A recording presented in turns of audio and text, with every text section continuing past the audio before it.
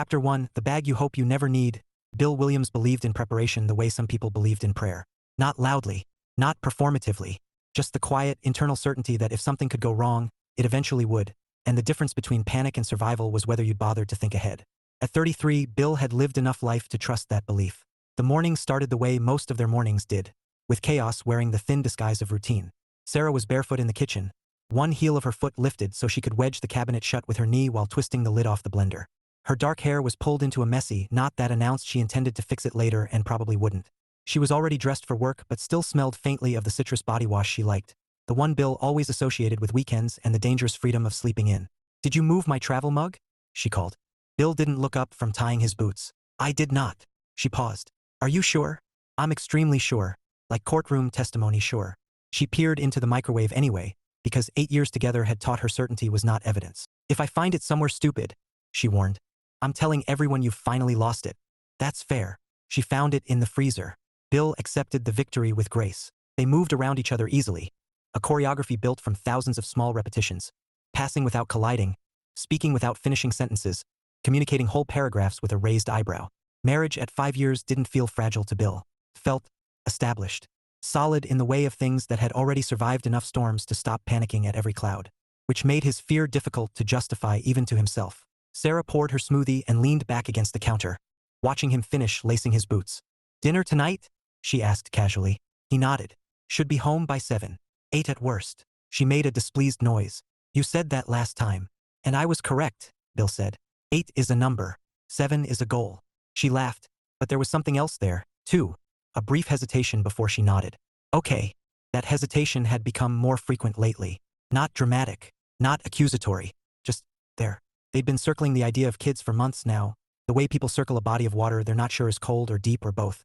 Casual mentions, hypotheticals, jokes that carried just enough sincerity to hide behind if they needed to. Bill loved Sara. That part was simple. He loved her intelligence, her steadiness, the way she could dismantle a bad argument without ever raising her voice. He loved the way she cared, ferociously, loyally, sometimes to her own detriment. It was that loyalty that scared him. 4 of Sara's closest friends had been fixtures in their lives since before the wedding. Brunches, birthdays, wine-soaked nights that blurred into laughter and venting and shared grievances. Over the last 14 months, 2 of those women had gotten divorced. The third talked about her husband like he was a poorly trained dog who disappointed her one time too many, often while that same husband loitered nearby, pretending not to hear.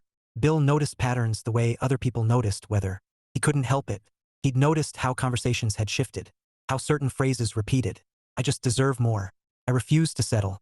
I didn't think marriage would feel like this." And, more importantly, how normalized those phrases had become. Bill didn't think Sara was doing anything wrong. He didn't think she was unhappy. He didn't think she was planning to leave. But he'd seen good men blindsided by people who swore nothing was wrong until it suddenly was. So he'd done what preparation-minded people did. He'd prepared. The suitcase lived in the garage, tucked behind a workbench, shoved just far enough out of sight that you wouldn't trip over it but close enough that he could grab it without hesitation. Inside were clothes, documents, prepaid phones still sealed in plastic, copies of everything important laminated and watertight, a debit card loaded quietly, incrementally, so it didn't look like an event. He hoped he'd never touch it. He hoped it remained a monument to caution rather than necessity. That afternoon, Sara opened the garage door with a mental list running through her head. Extension cords, wrapping paper, the electric drill she was reasonably sure Bill had borrowed and returned to the wrong place. She stood on a small step stool, scanning shelves piled with labeled bins. Camping, holiday, miscellaneous, Bill. When her foot brushed something soft behind the bench, she frowned. The suitcases were in the attic. Everyone knew that. She climbed down and crouched, tugging the black bag free. It was heavy, too heavy to be empty, too deliberate to be forgotten. Sara unzipped it carefully. Clothes, neatly folded. Not old junk, current. Intentional. Her pulse ticked faster as her fingers brushed a waterproof folder.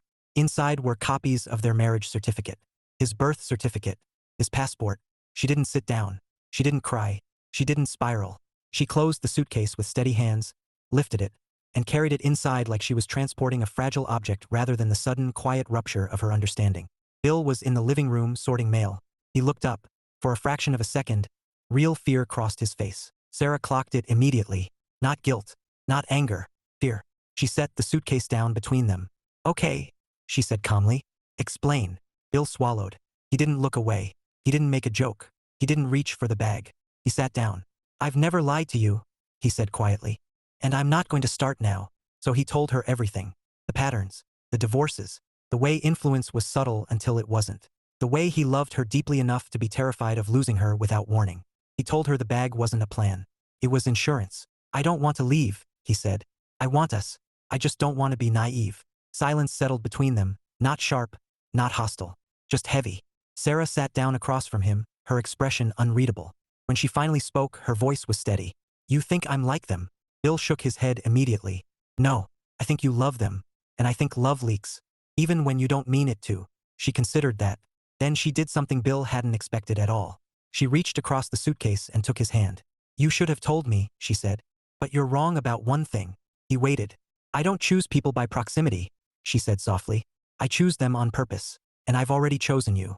The suitcase sat between them, but for the first time since Bill had packed it, it didn't feel like an exit. It felt like something they were about to face together.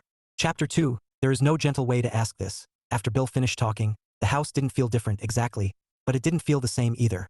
Sara noticed small things first. The refrigerator hum. The faint ticking of the wall clock they'd bought on a trip to Quebec because it was snowing and they'd wandered into a shop to warm up. The tick was louder than she remembered, like it had been waiting for quiet. She didn't let go of his hand. Bill watched her closely but not intrusively, the way you watch someone walk across ice you weren't sure would hold their weight. He had said his piece. There was nothing left to defend without making it worse. Finally, Sara exhaled slowly. Do you think I'm stupid? She asked. Bill blinked. What? No, of course not. Okay, she said. Then don't answer like I'm about to explode. I wasn't. I know. She squeezed his fingers once. I just need clarity. She stood, pacing toward the kitchen, not away from him but sideways, like the distance was logistical rather than emotional. She wrapped her arms around herself and leaned against the counter, eyes unfocused. You think influence is contagious, she said. I think it can be, Bill replied carefully. And you think I'd catch it. I think exposure matters. Sara nodded slowly. Interesting. Not angry. Thoughtful. That unsettled him more than shouting would have. She turned to face him fully. Did you ever consider that the same experiences you're afraid of influencing me might actually have been teaching me something different? Bill frowned. How do you mean? My friends didn't wake up one morning and decide divorce sounded fun, she said. They stayed too long. They ignored things. They were loyal when they shouldn't have been. Bill absorbed that quietly. Sara continued, her voice steady but layered. Watching them didn't make me wonder how to escape you. It made me think about how not to lose us. He hadn't expected that. She stepped closer. You know what I noticed? She went on. Every one of them stopped talking to their husbands before they stopped loving them. They vented to everyone else. They let resentment grow quietly. Bill swallowed. I never do that, she said softly. No, he agreed. You don't.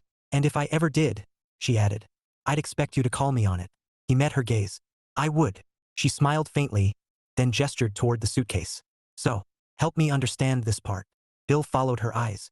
The bag isn't about me, she said. It's about control. He nodded. It's about not being helpless. Why didn't you tell me?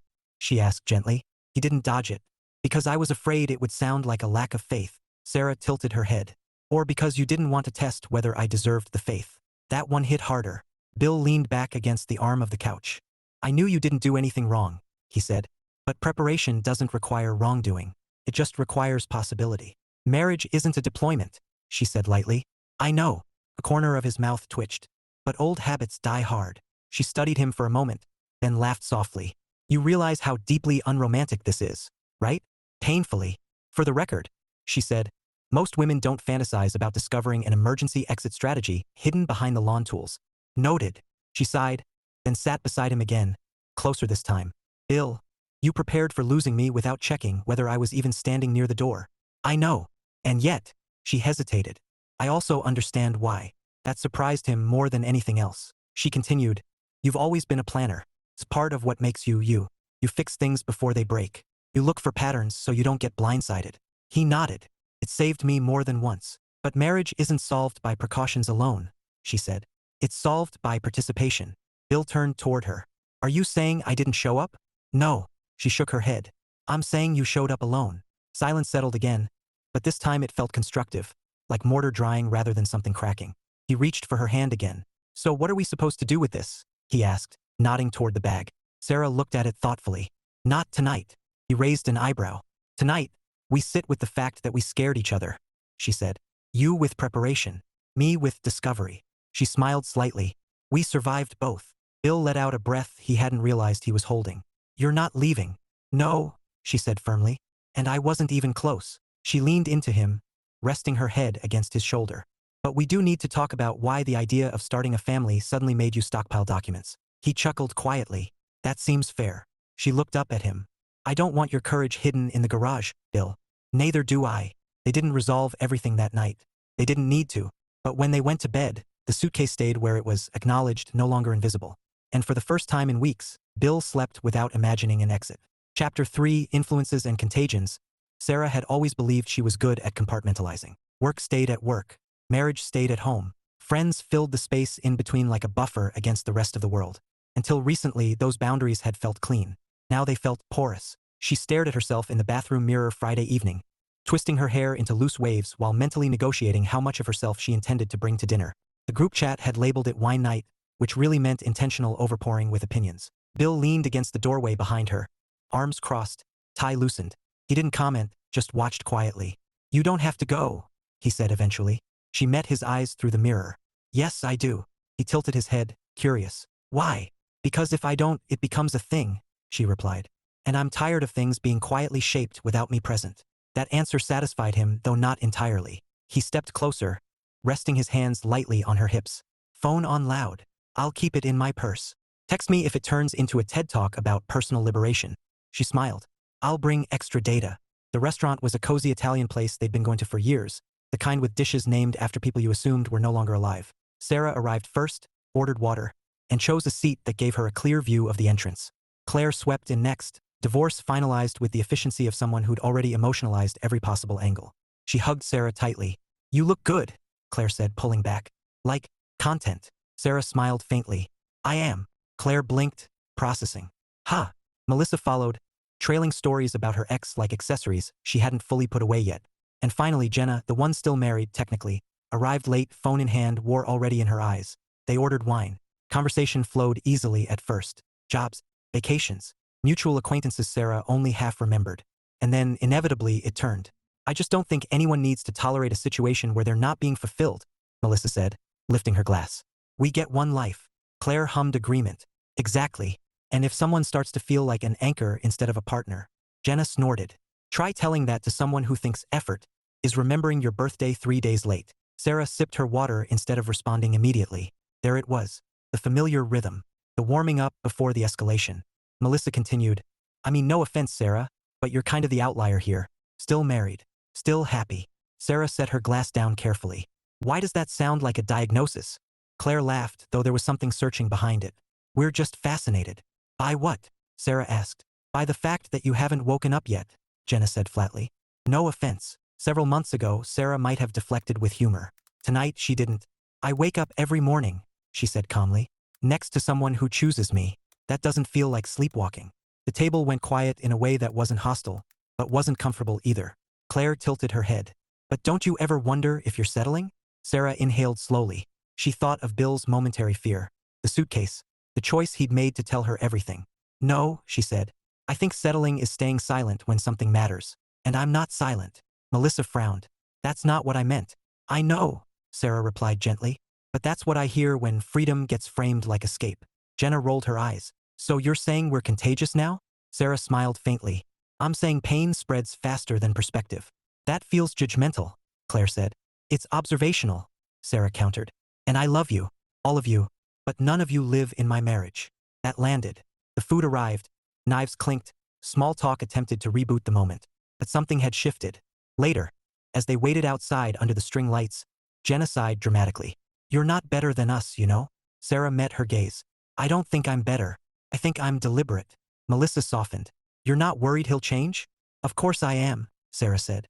I just don't assume change means loss. Claire crossed her arms, eyes distant. I wish I'd protected something before it started slipping. Sara reached out, squeezing her hand. I learned a lot watching you. Just not the lesson you think. The drive home felt like decompression. When Sara walked through the front door, Bill was on the couch, shoes off, half watching something history adjacent. He looked up immediately. So? He asked. She dropped her purse, toed off her shoes, and joined him. You were right about something. He stiffened. Only something? She smiled. Influence is real, but so is resistance. He relaxed slightly. How bad was it? No one threw breadsticks, she said. But assumptions were challenged. That's dangerous territory. She leaned into him, tucking her feet beneath her. They think I'm behind, or afraid, or unaware. And what are you? Committed, she said simply. He kissed the top of her head. That sounds exhausting. It's actually freeing, she replied. Turns out choosing you on purpose feels pretty good. They sat quietly, comfortable again. In the garage, the suitcase waited.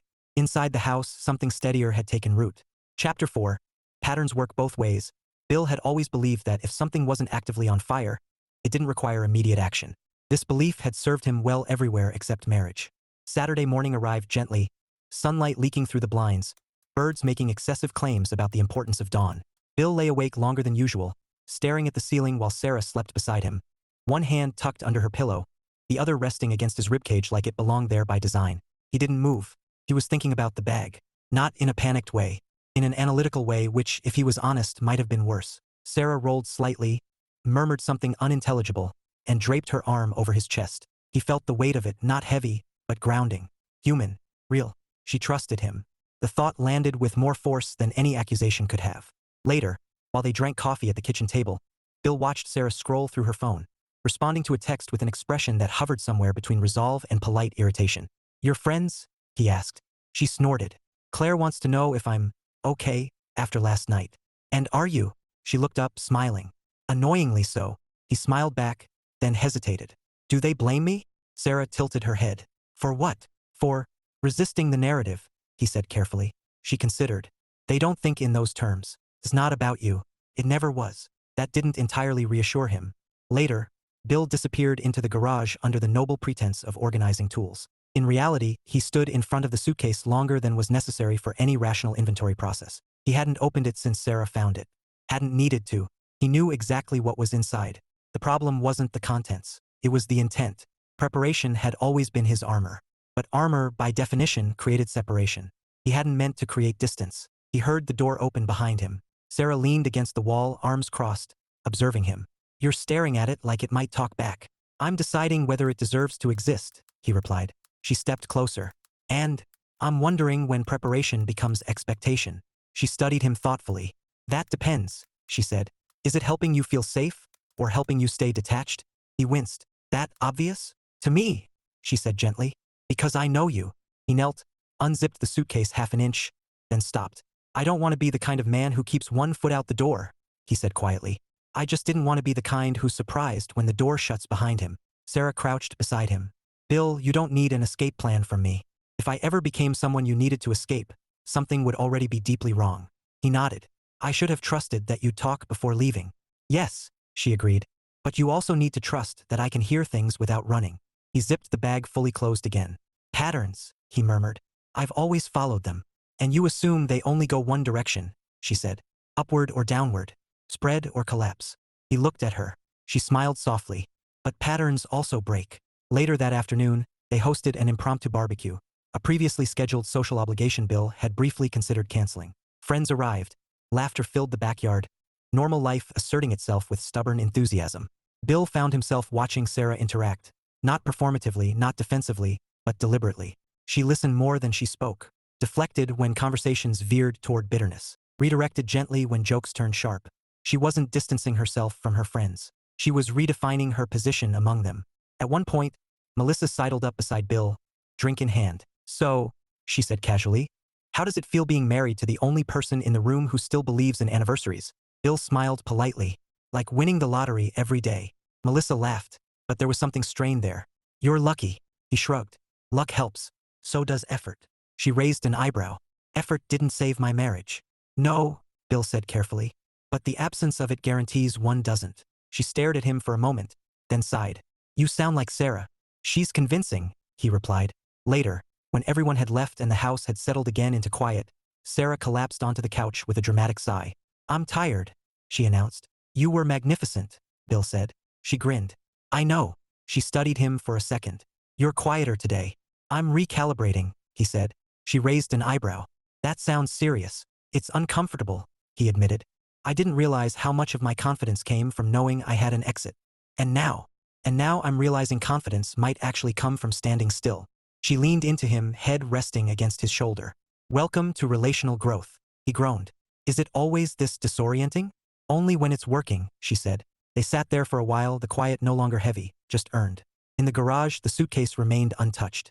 For the first time, Bill wasn't sure whether that meant he was less prepared or more committed. Chapter 5. Marriage is a team sport. The conversation started because Sara left a cabinet door open. It was the one above the refrigerator, the annoying one that never stayed shut unless you nudged it just right. Bill noticed it while rinsing a plate and felt the familiar urge to fix something small instead of addressing something bigger. He closed it, then paused. "Sara?" he called. She was in the living room, folding laundry with aggressive efficiency. "Yeah. When you were saying the other night," he began, "about not wanting my courage hidden in the garage." She looked up, instantly attentive. "Yes." He leaned against the counter, choosing his words carefully. "Was that about the bag? Or about the baby thing?" She didn't deflect this time. "Both," she said. He nodded slowly. "Fair." She set down a folded towel and joined him in the kitchen, crossing her arms. Not defensive, just bracing. "I don't think you're objecting to kids," she said. "I think you're objecting to vulnerability." "That feels personal," he replied dryly. She smiled slightly. "Marriage is extremely personal." He sighed. "I'm not afraid of being a dad. But you are afraid of irreversible decisions," she countered. "Because those remove exits." Bill rubbed the back of his neck. "You make it sound like I keep a parachute under the bed." "Only emotionally," she teased and then softened. "Bill, you don't need to have everything mapped out. You just need to trust that if we take a step together, we adjust together." He considered that.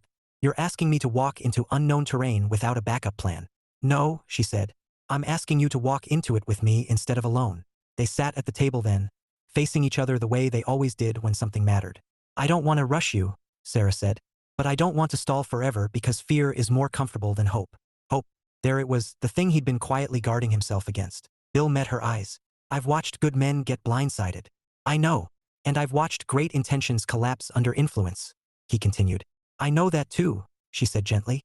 "I just don't think influence is stronger than identity." He tilted his head. "Yours or mine?" "Both," she said. "We didn't stumble into this marriage.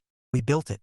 Something in his shoulders eased. "So what happens to the bag?" she asked lightly. He tapped the table. "I think it stays for now." She blinked. "Really?" "Yes," he said. "Not as an escape plan. As a reminder." "Of what?" "That I don't want one." She laughed softly. "That might be the least rugged justification I've ever heard." "That's growth," he replied. "I've been told it's uncomfortable." She reached across the table and took his hand. "So, we don't decide everything today," she said. "But we stop avoiding it." He squeezed her fingers. "Deal." Later that evening, they walked through the neighborhood, hands brushing occasionally, the sky dimming into indigo. They talked about logistics, finances, schedules, hypothetical names neither would later admit to suggesting. It wasn't magical. It was better than that. It was honest. As they turned back toward home, Bill realized something quietly profound. The fear hadn't vanished, but it had changed shape. It was no longer about losing Sara. It was about being worthy of what they were building. In the garage, the suitcase remained. Inside the house, the future had started, tentative, collaborative, undeniably real. Chapter 6, The Myth of the Divorce Lottery. If there was one thing Bill hated more than tense social environments, it was being the silent subject of one. He realized what kind of evening it was going to be the moment he and Sara walked into Jenna's townhouse and 3 separate conversations paused, just briefly enough to register intent. Wine glasses resumed movement. Laughter restarted half a beat late. Sara squeezed his hand once, subtle but unmistakable. "Stay close," she murmured. "I sense nonsense." Bill breathed out a quiet laugh. "You have a sixth sense for nonsense. It's been honed through exposure," she said dryly. They split up eventually. Sara pulled into the kitchen by Melissa, Bill cornered near the sliding door by a cluster of husbands and ex-husbands, the latter group clearly in possession of several shared grievances and very little resolution. He nodded, smiled, contributed neutral noises. He wasn't here to vent. He was here to observe. And observe he did. From across the room, he watched Sara listen. Not absorb, listen. He saw her redirect when conversations tilted toward bitterness, her body language shifting from agreeable to grounded. He noticed how often someone tried to pull her into alignment and failed. At one point, Claire's voice carried just enough to catch. "You're still in the honeymoon bubble," she said. "Eventually everyone realizes they're allowed to want more." Sara didn't smile this time. "I already have more," she said. "I just didn't confuse it with novelty." That earned a couple of raised eyebrows. Jenna folded her arms. "You sound like you think the rest of us made a mistake." Sara paused, long enough that Bill felt the moment stretch. "I think pain makes people rewrite their past to justify their present," she said carefully. "But I don't think divorce is a prize you win for enduring dissatisfaction." Silence followed, thick but not hostile. Bill felt something shift inside his chest. Later, as the evening decayed into side conversations and practical goodbyes, Claire pulled Sara aside near the door. Bill pretended not to listen. He failed. So what happens if he changes? Claire asked quietly. Sarah's voice remained calm. Then we talk. And if talking doesn't work? Sara met her eyes. Then I'll deal with that reality. Not a hypothetical version fed to me by fear. Claire shook her head. You really believe you're immune? No, Sara said. I believe I'm engaged. Bill drove home mostly in silence, the quiet companionable rather than strained. Thank you, he said eventually. For what? For not defending me like I needed protection. She chuckled. You don't. You just needed space to exist without being flattened by other people's conclusions. They parked, lingered in the driveway with the engine running. You saw it tonight, she added. This is what loyalty looks like for me. Not isolation. Discernment. Bill nodded. I used to think loyalty meant endurance. That too, she said. But only with clarity. Inside, the house greeted them with familiar stillness. Bill stopped near the garage door, glancing toward where the suitcase waited. Unseen but understood. I don't feel like bolting anymore, he admitted. Sara leaned against him. That's good. I'd hate to compete with your luggage. He laughed, a real unguarded laugh. As they headed upstairs, Bill realized something quietly important. The most convincing argument against leaving wasn't fear. It was seeing someone stay on purpose right in front of you. Chapter 7, Choosing Each Other on Purpose. Bill found the joke accidentally. It happened on a Wednesday evening while he was halfway through making spaghetti and Sara was sitting at the counter pretending not to supervise. So, she said casually, I told my mother we might start trying next year. Bill froze, wooden spoon suspended mid-air. Might, he echoed. Yes, next year. Correct. He set the spoon down carefully and turned to face her. You're aware most people ease into this topic with at least one warning sentence. She folded her arms on the counter and smiled sweetly. You looked too relaxed. I wanted to balance the universe. He stared at her for a moment, then snorted despite himself. You're ruthless. I'm strategic, she replied. I married a strategist. I adapted. He shook his head, laughing. Okay, next year. Hypothetically, if we were trying, what does that look like to you? She shrugged. Some excitement, some terror. A lot of Googling symptoms that turn out to be gas. He winced. Romantic. She tilted her head. You put a prepaid phone in a suitcase in our garage. Don't lecture me about romance. He held up his hands. Fair. They ate dinner at the table instead of the couch, an intentional choice they'd been making more often lately. Conversation flowed easily, meandering toward logistical territory without the weight it once carried. How do you feel? She asked eventually. He considered the question honestly. More present. Less braced. She smiled. Good. I don't feel trapped, he added. Just chosen. She reached across the table. Same. Later that night, Bill surprised himself by heading into the garage without prompting. Sara followed but didn't comment, leaning casually against the doorframe. He knelt by the suitcase, ran a hand across it, then looked up at her. We should label this thing. She blinked. Label it? Yeah, he said seriously. Proper classification prevents misuse. She covered her mouth to hide a grin. Oh, please tell me you have a name in mind. I'm thinking, Emergency Emotional Overreaction Kit. She laughed outright. Accurate. He zipped it open this time, removed the clothes, the folders, the phone.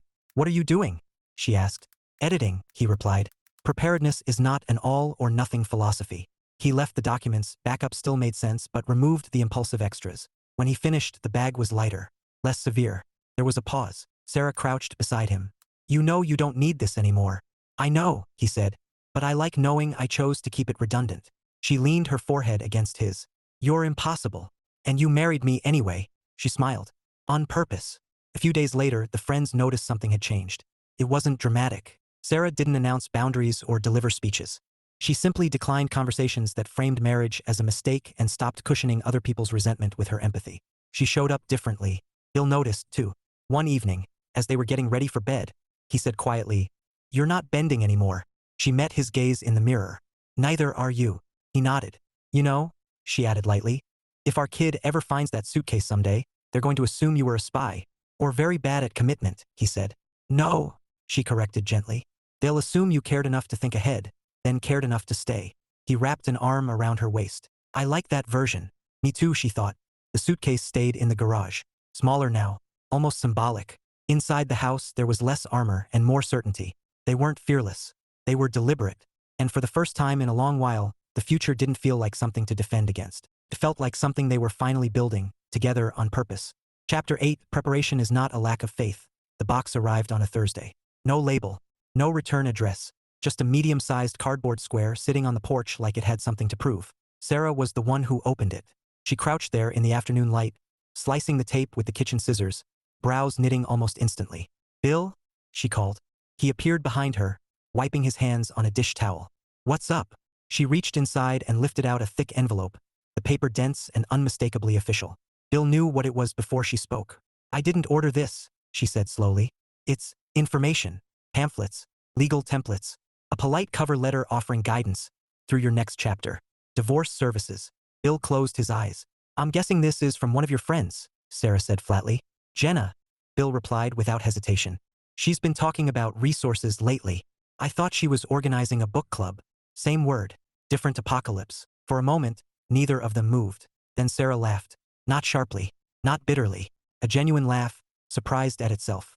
"This," she said, holding up the envelope, "is exactly what you were afraid of." Bill sighed.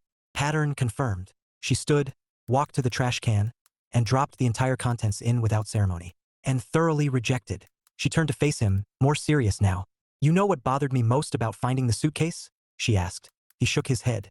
"Not the idea that you might leave," she said, "but the idea that you thought I wouldn't fight for us without being cornered." His chest tightened. "I didn't think that. I just wanted insurance." She softened. "I know." They stayed there a moment, the quiet stretching, elastic but unbroken. "Come with me," Bill said suddenly. "To where?" "The garage." She raised an eyebrow. That sounded ominous the first time. He smiled faintly. "This one's different." They stood in front of the suitcase together. Bill knelt first, unzipping it fully and laying everything out on the floor. Not with drama, but intention. Documents. Emergency cash. The phone. "This," he said, holding up the prepaid phone, "was fear." "And this?" Sara asked, lifting one of the laminated folders. "Planning," he said. "Which I still believe in." She nodded. "Okay." He took a breath. "But planning without trust just becomes self-containment." "So what now?" she asked. Bill looked at the bag, then back at her. "Now we keep the useful pieces. We get rid of the symbolic exits." She nodded once. "Do it." They sorted carefully, thoughtfully, not erasing the past, just contextualizing it. When they were done, the suitcase was barely half full. Sara zipped it closed and sat back on the floor. "You know," she said lightly, "this would make an excellent emergency diaper kit someday." He laughed. "I'll relabel accordingly." He slid the bag back behind the bench. Not hidden this time, just stored. That night, they slept with the windows open, a breeze weaving through the curtains. Bill lay on his back, staring at the ceiling again, but this time without tension. "I used to think hope was dangerous," he said quietly. Sara rolled onto her side, propping her head on her hand. "Why?" "Because it makes you vulnerable to disappointment." She traced a slow line along his arm. "So does armor. It just disappoints you later." He smiled at that. "You know what I see now?" he asked. "What?" "That preparation isn't a lack of faith," he said. "It just needs direction. I don't want to prepare to leave. I want to prepare to stay." She kissed his shoulder. "That's a much better plan." In the weeks that followed, nothing dramatic happened, and that turned out to be everything. Life continued. Friends adjusted. Conversations shifted. Some relationships grew quieter. Others grew clearer. One evening, as they were packing away groceries, Sara paused, pressed a hand to the counter, and looked over at Bill with a small, knowing smile. "What?" he asked. "Nothing," she said. "Just thinking." "That's rarely nothing." She smiled wider. "You might want to keep the suitcase." He raised an eyebrow. "For diapers, and road trips, and emergencies, and all the things we're not afraid of anymore." He leaned against the counter, watching her carefully. "Are you saying?" "Not today," she said gently. "But someday soon." He nodded, heart steady. "I'll be ready." And for the first time in a long while, he didn't mean with an exit. He meant with both feet planted right where he wanted to be.